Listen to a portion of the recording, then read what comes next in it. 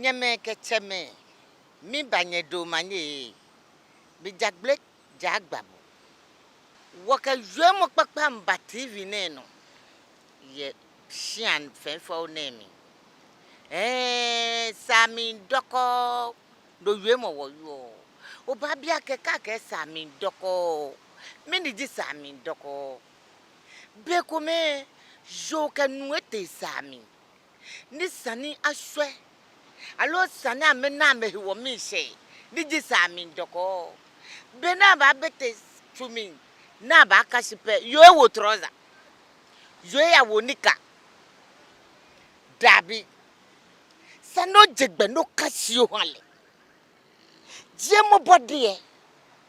ni lewo je bodie no ko na ya ngmeno lele na bu ke na bu akpe lele ke lele ayakpe ni fofo ke fofo akpe no je Saa Mli Dɔkɔɔ ole noku makebo noku kemoko kebo akewe ngo e mali mi jagbe jagbabo nke yengo jenche be kome ko nu sisi onu sisi si yo ba bete blanchire mi saje le fa benete blanchire na nu ene ko fine le lo bla nu fe si bena ba ya Saa Mli pe bedo ba na no enu chwa bibio tomadu adunu cho ye ko mi lele kefe na ke ne me fe echi ogbala ene me fe fiti ogbala keke ba ka ke boyu ba ke oshi ni gbo ya dabi bo sumonu e sikeji osumonu e ka ke Saa Mli Dɔkɔɔ ni di suomo boni pondo ba cho ndo kele ba hwe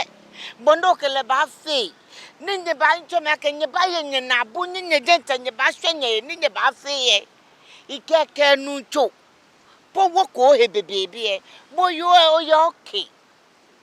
lehu e yo ke lehu e ba na mi se ko yin ko me lehu keji oname do ka mete Saa Mli e acho ndo so poti amakanja nige so poti ne kenkresu ko me pojenche boyu ejenche po nana keji obasia no to hejuwe keke o kemo tomo moko ni yafo ni je4 yafo ni wo ya ko we lewon ko kwe tentetin lelen lenje gbojo e tentetin ene acholo omita nige ko omita ne ni bojenche o kele kasi ye Saa Mli ni tafrache nyenhwe ni nyenche ni nyenhwe ni nyenche nyengbasane ni to meka o fosisi ni boncho ororo ni bi fe ni bi obana ke to mangma emwe eko yi fe sizes ole nyeme blanchire mi sande ele eke